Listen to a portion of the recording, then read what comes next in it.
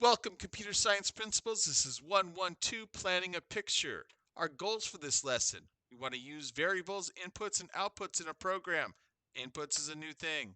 We want to create arcs and polygons. Instead of circles, we're going to add arcs and polygons with the same circle command. We'll analyze class and objects, object-oriented programming, but first two are more important. Let's begin. So, last lesson we talked about algorithms. You just run the code. But every time you ran it, it's the same thing. It's whatever you programmed. Sometimes we want to make these interactive. And we do this by asking the user to put some in some kind of input. Typically, it's you type something in the keyboard. Could also be like touching a screen, saying some command, some other kind of input, or clicking something with the mouse. But for us, it's typing stuff on the keyboard.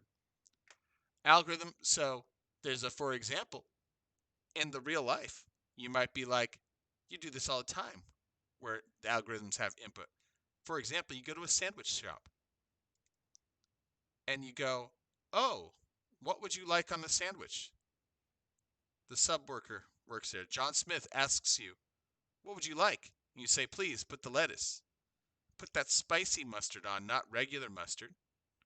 A little bit. Onions are okay. A little bit of that. Sometimes the avocado or guacamole, whatever you want. I don't care. And you build your custom sandwich. The output is what results. So everyone that goes into John Smith subs might want a different type of sub. It's not every time you hit run, you get the same sub, right? So that's what input-output does. We want to have different subs. It works the same way in programming. So you have your input keyboard down here, and then you're doing stuff, and you put it into your computer, and it processes. Depending on what you tell it to do, it'll give you your output.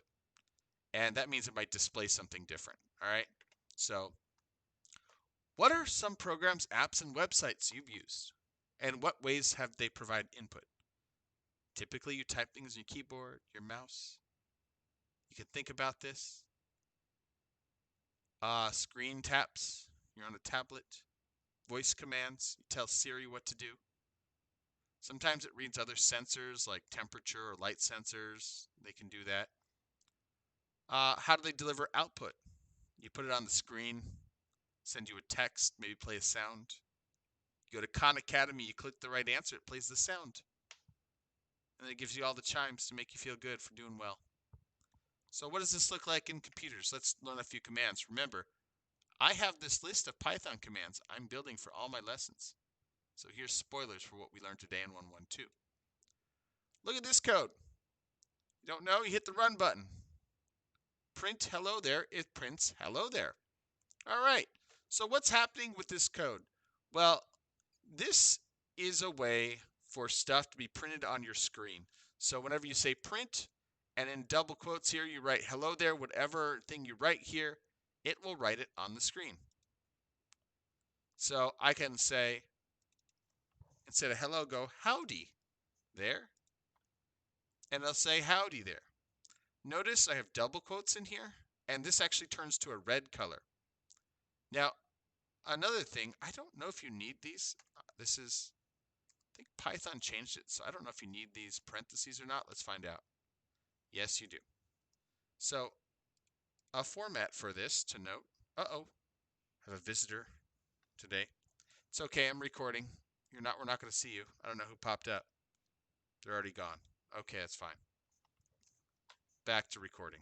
So, in this, you have to have, so when you do a print command, we have to open print. Ugh. It's trying to predict what I want. So you write print in lowercase. You'll see it turns like a purple. And then open parenthesis, and then double quotes and go, this is a line to print. And double quotes, close it off and close parenthesis. You have all this, it'll run. Prints whatever you put in there. Now there's another way to do this. We can use a variable, like maybe make it username, be student. Now this print is different.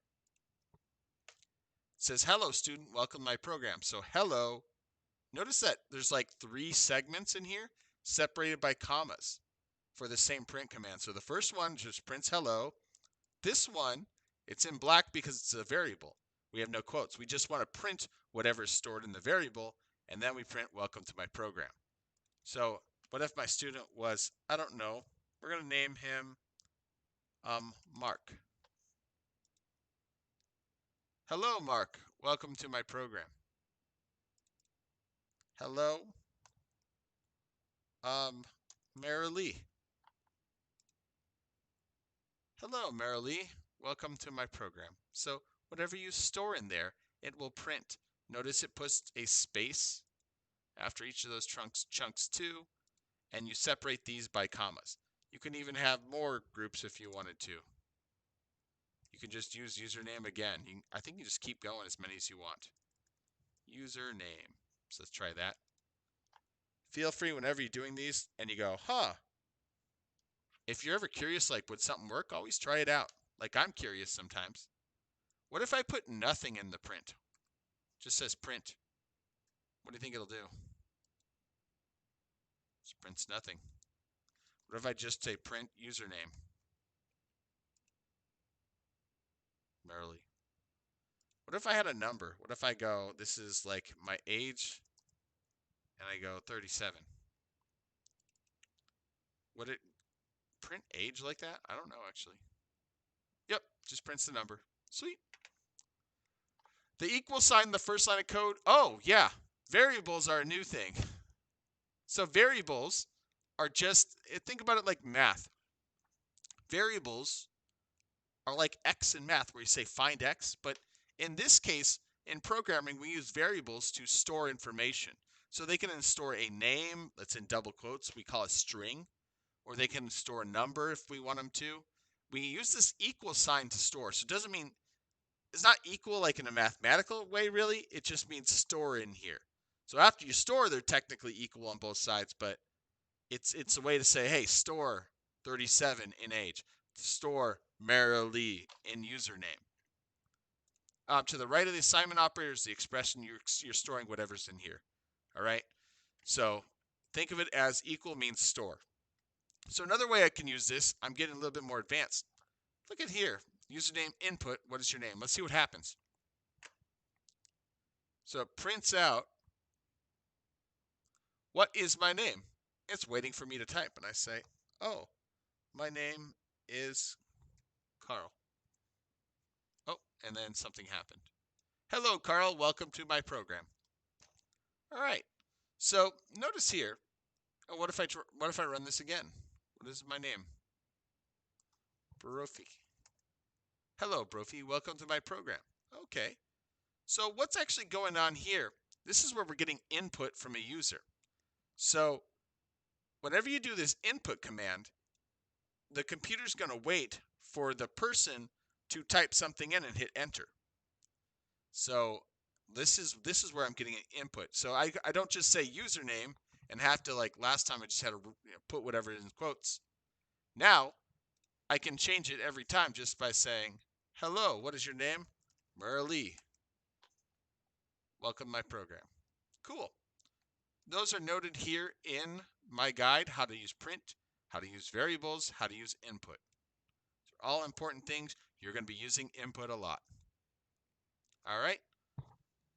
Let's see. So the expression to the right, so this says, hey, store this into username and then print it out.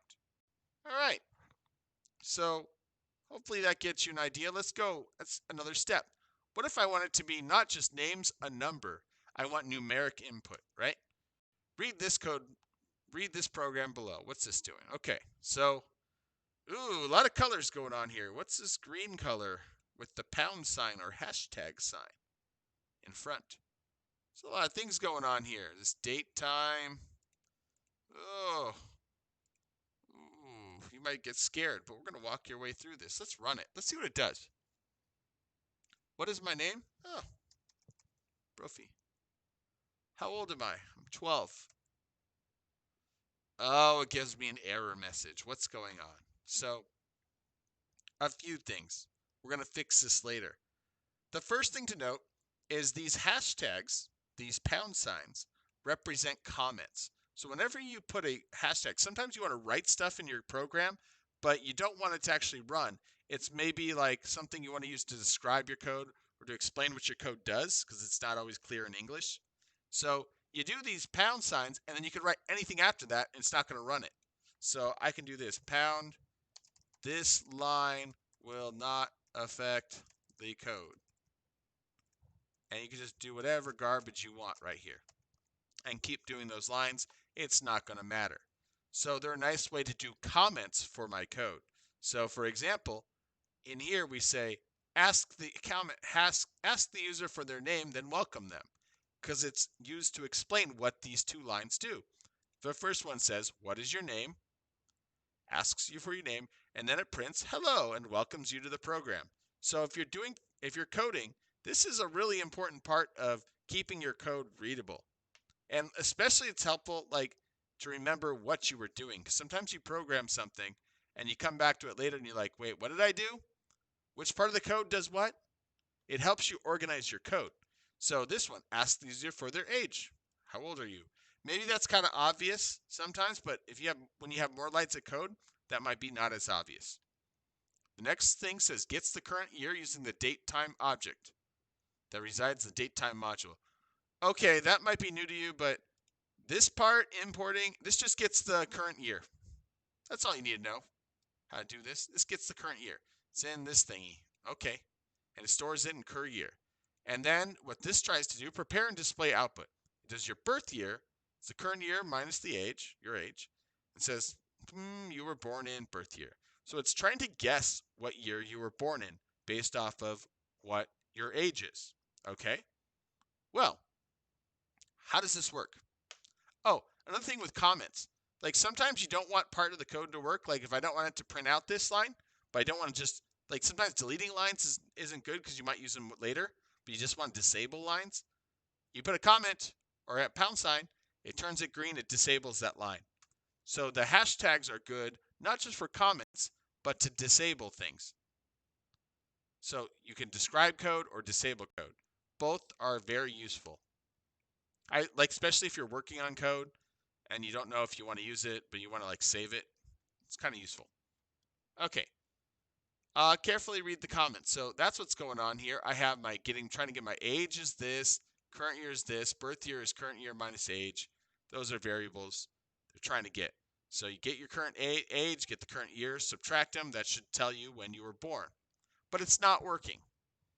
And here's why it's not working. If you notice in this error message, it says line 15, and it says birth year minus current year equals current year minus age. It says unsupported operand types for int and stir. So that what it's trying to say is numbers can be integers. And you know what integers are, just without decimals, right? But we also have a different type of variable, and we call these strings. When we have like the name in quotes, we call these strings. And these are different data types here. So data types, keyword. When you have variables, you have inputs, you're dealing with different data types in here. So common ones are integers. Those are just numbers, not decimals. We will have floating numbers, which are numbers with decimals later on. Another data type is characters, which is just like letters and stuff. Another data type is strings, which is just like a bunch of characters, basically. But the neat thing with characters is the numbers, like the number 1 is a character, but it can also represent the actual number 1. And our problem is when you type in with the input, you are collecting a string. So if you type 1, 2 and trying to say your name is 12, well, it's not really 12. It's just the string 1, 2. So we have to do something to convert that from a string of 1, 2 as your age to the number 12.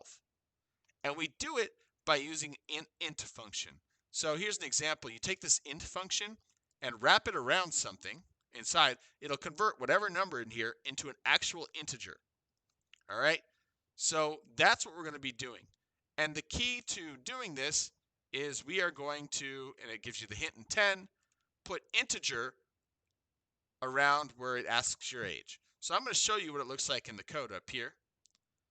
So around this line, instead of saying how old are you, I'm going to go int, open parenthesis, close parenthesis right here. So now it takes whatever's inside this input and converts it to a number. So I'm going to run it right now. What is your name? John Smith. How old are you? I'm going to be 37. I was born in 1983. That's correct. I don't know when the sub place was born. But in my heart, it was born about 2 years ago. That's when they opened up. All right, so that's what we want to do here. That conversion will be very important when you want to get input from a user and you want to convert it to an integer. There's other types too. As we learn more types, you learn about floats and stuff, and they work kind of the same way.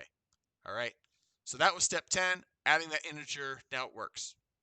All right, you can check for your understanding here. Let's do this.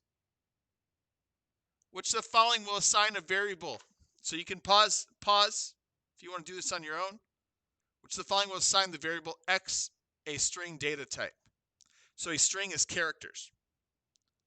Now, number 1 will not.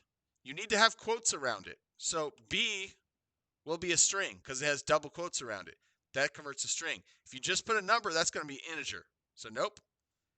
And then string. So whenever you do input, it's always a string. No matter what it says in here. So when we say, what is your name? Okay, it's a string. What is your lucky number? I know you mean to make it a number, but it's going to read it as a string because you don't put the int thing around it. Okay.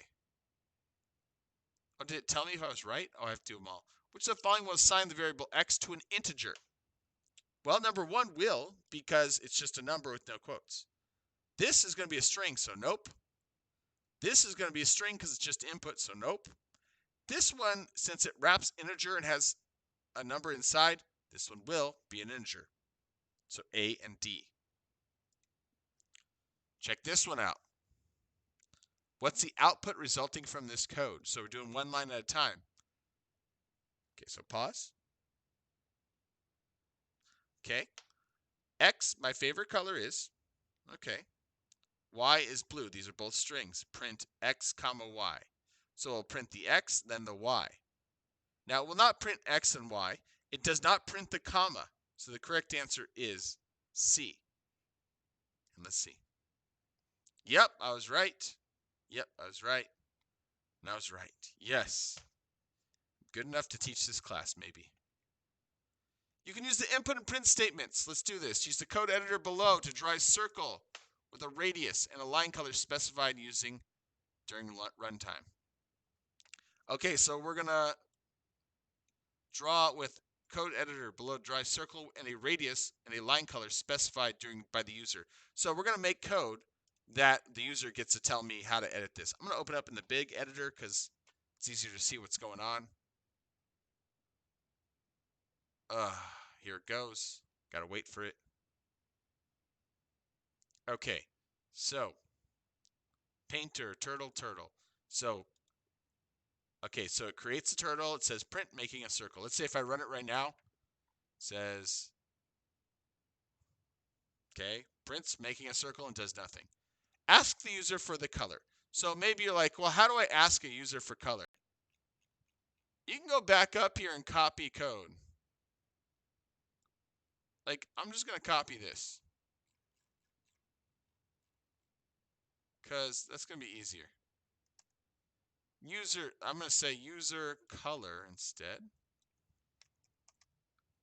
What is your color? Or what color do you want? I don't know. And then so they get to pick their color. Now, if it has to be certain ones, I sometimes like doing this. This is nice just to tell people what to pick. And then print hello.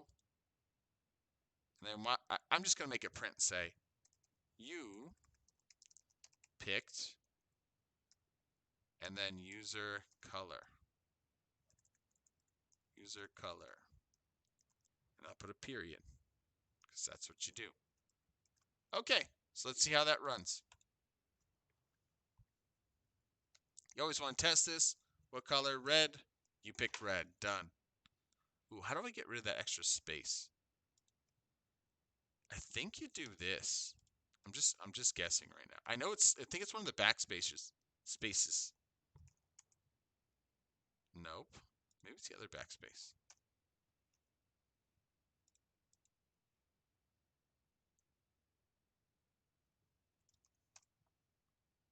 Nope. Okay, I don't know how. There's a way to get rid of that. Fine, I don't want a period. Ask the user for the radius of the circle. So I'm going to go radius equals input. What is your radius?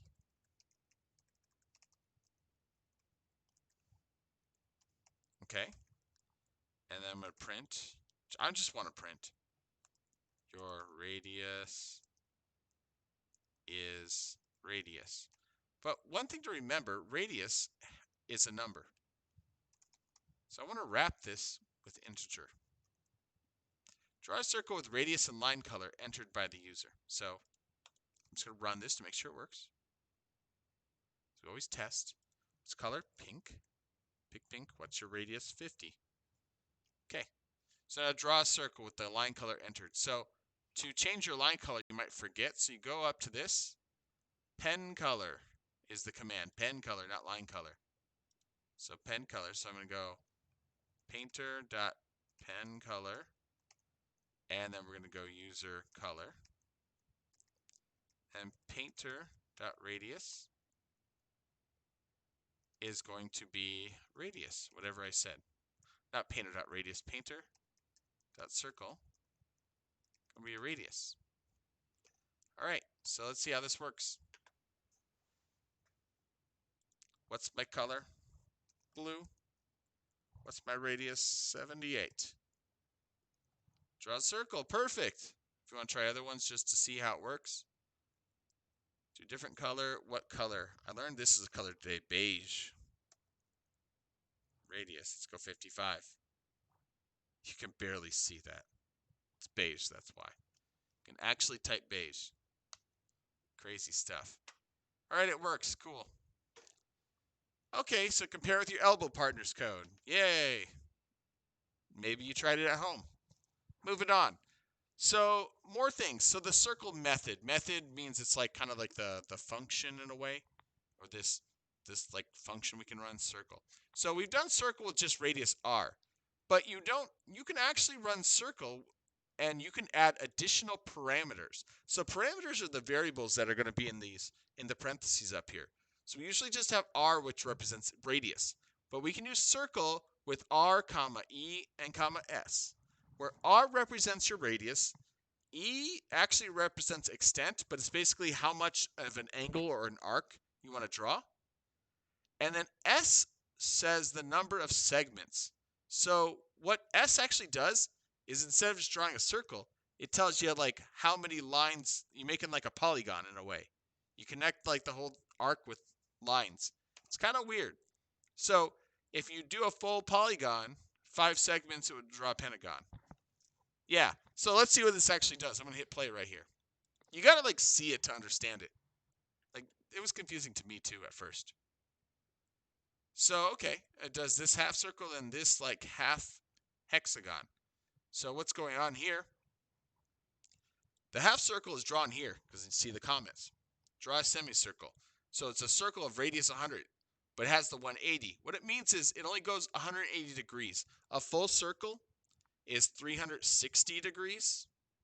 So a half circle would be 180. So it starts down here and rotates up to the top 180 degrees. All right? And then it moves to a different, pen moves to a different location. And then it draws another circle, 100-degree radius. A half circle, because there's 180, but does 3 line segments. So what's weird here is like, it did this half circle, and then the next half circle, I want you to play this again. Watch how it draws it. It does this half, then does this half, which it's weird that it starts on top, right? And then, well, a few things are weird. One, it's doing 3 line segments, and it kind of tries to make them even. And then it does a half circle. But notice, this half circle started at the bottom, went to the top. This one did top and starts to the bottom. I was trying to figure this one out. And it's just how the circle command behaves, or circle method behaves. Each time you do a new circle and you have an arc, the next arc continues at the degree the previous one left off. So when this starts at 180, like, watch this. Watch. If I didn't even do this move, I'm going to comment this out. We learned how to comment. Let's say I don't even move. Watch what it does. It should do this, then this. So it does the first half, and the second half starts where it left off, like at the top of the circle. That's kind of weird. Like if I made this 90 degrees. Oh, wait. Oh. What if I made this 90 instead? Watch what happens. Oh, I think, oops.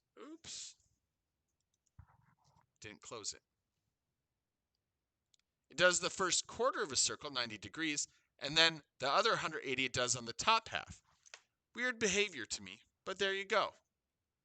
All right, this next one. Now we can practice dragging things in. So you have these commands. You just drag it to the one that matches. So let's look. You have this one here. Notice it's the full circle, 360 degrees, and it has 1, 2, 3, 4, 5, 6 line segments. So you're looking for something that has 6 line segments, which would be A and F. Oh, pause the video. You can try it yourself at home.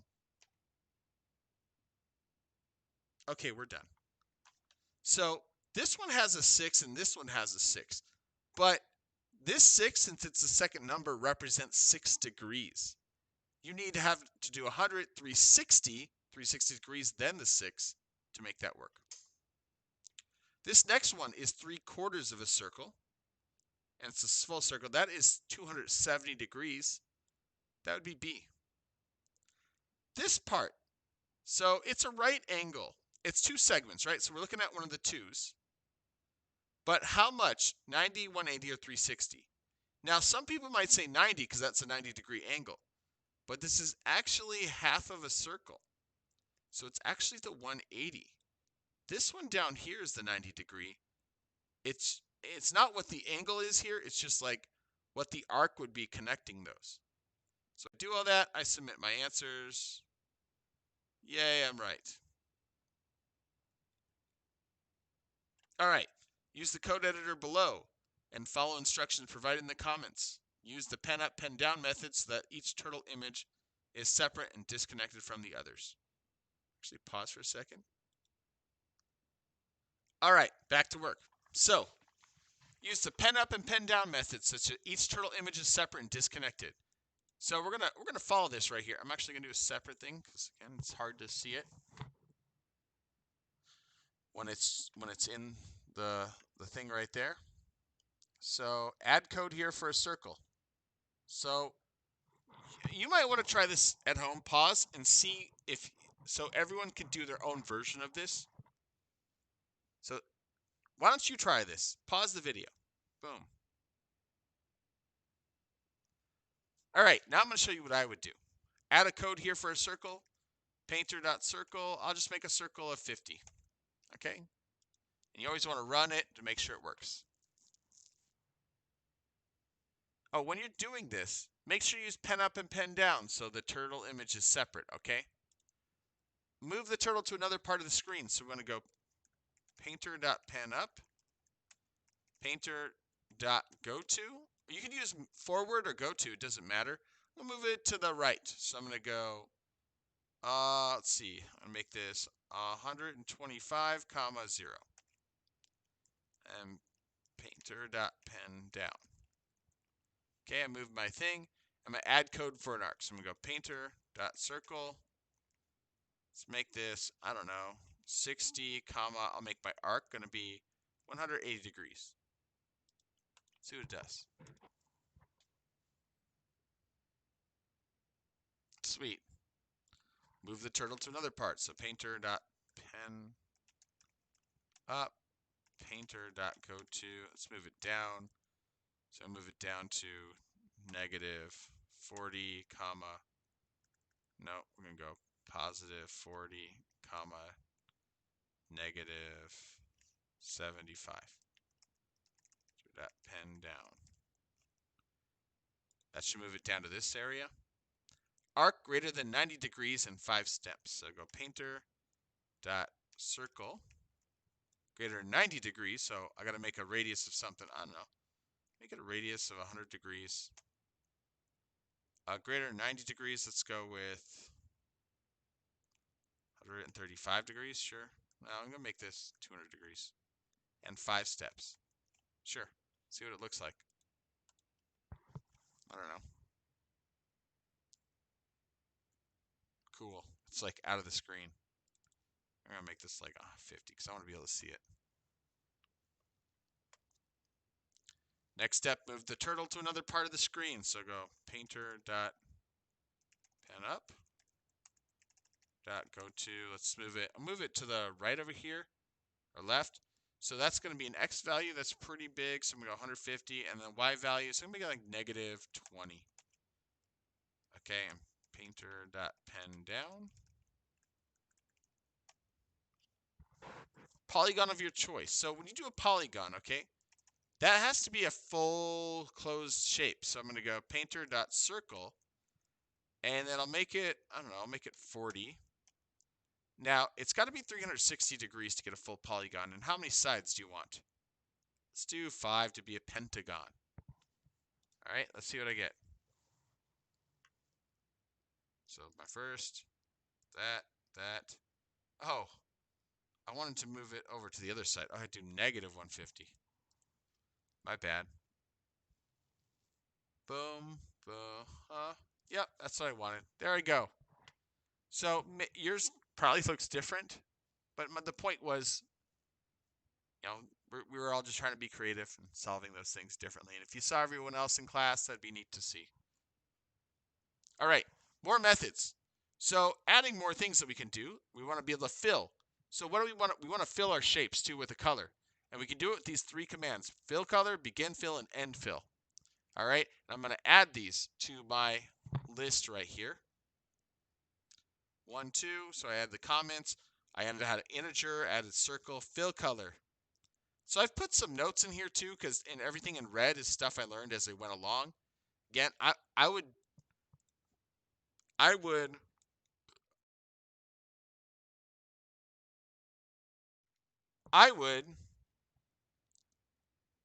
make this as your own notes and write this in words that you would understand. But your commands here, fill color sets the color of the fill, like what do you want to fill it in with? And then begin and end fill are like the 2 commands you sandwich between every fill. So the reason why is because like you don't want your whole thing to fill in, because you just have to surround whatever shapes you want to fill in. And if you get some weird behavior if you don't do it right. So let's do this. So let's set the pen then fill colors. We're gonna follow these directions right here in 18 and do our shape. Okay, so if you want to try this out on your own first, you can. But I'll show you how this works. So set the pen color. So we go painter dot. How do I do pen color again? I forget. Is it called pen color? It's called pen color. Sometimes it's not that obvious. Okay, so my pen color is going to be, I don't know, green. And then fill color. So we go painter dot. It's called fill color. I believe it's called fill color. Again, I don't trust the names on anything. Fill color. The begin and end fill things always trip me up. So fill color. Let's see. We're going to fill it with yellow. Sure. Okay, then we draw a circle. Painter dot circle 75. I don't care. Let's just draw this.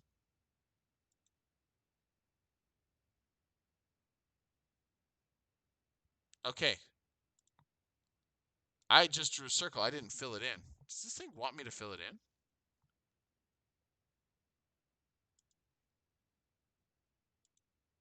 Oh, it's not telling me to actually fill it in. That's kind of annoying. Well, okay, I'm going to show you how to fill it in. So, you set the fill color. You go painter dot begin fill around whatever you want to fill in. And painter dot end fill. I get those, like you're going to forget those. So I'm going to run it. Boom, filled in. It's a green outline, filled in the color. I'm good. All right, if you want a different color, like I want green, maybe I want purple. And instead of yellow, I'm going to go cyan. That's a color too. It's like that light blue. Boom. A little bright right now. All right, next step, move the title to another part of the screen. Painter.penup. Don't forget to do that, otherwise it's going to look weird. Painter.goto. Move it down. So 0, negative, I don't know, 100. Painter.pen down. Change both the pen and fill colors. Okay, so I'm going to just copy and paste this again. I'm going to change this to be red. And the fill color is going to be, I don't know, orange. Sure. And then create an object. So painter.circle. Now I'm going to go 40, 360, 5. Pentagon. Let's do that shape again. See what I get. Boom. Boom. Oh, I didn't fill it.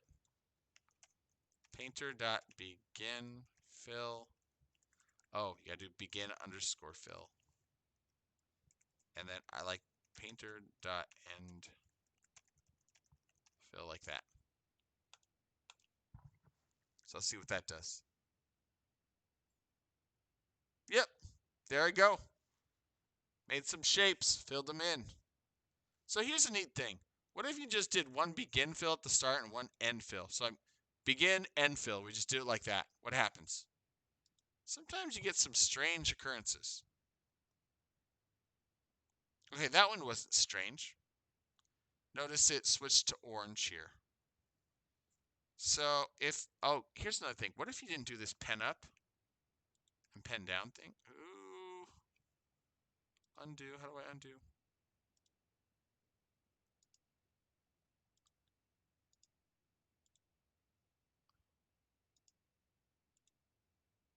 Oh, how do you undo?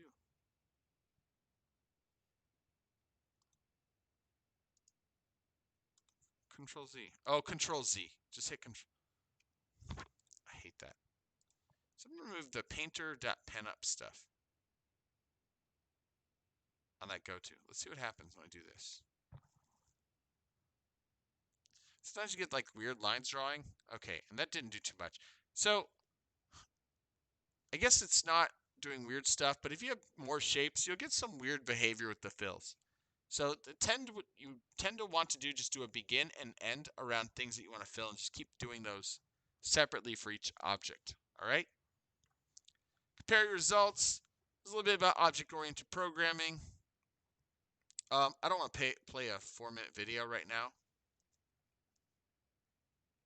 Read this if you want. I feel this is a little early to talk that.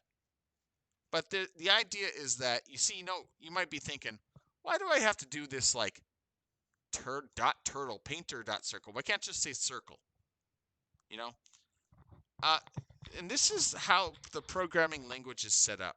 We have this object-oriented programming where we have these different objects.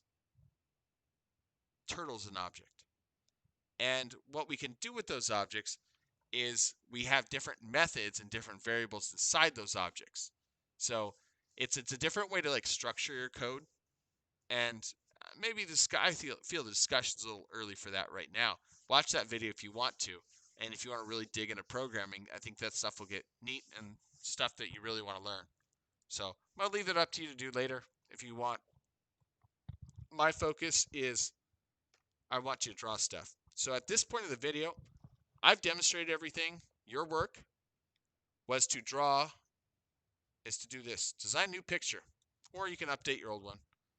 I want you to draw a sketch of the picture, and then I want you to fill in. So draw a new picture, use the fill commands, demonstrate yourself doing that. That'd be great. Asking for input on stuff would be good to do. So demonstrate that too if you can, and then use some kind of fill. Have some fun. All right. Thank you, folks. That's it.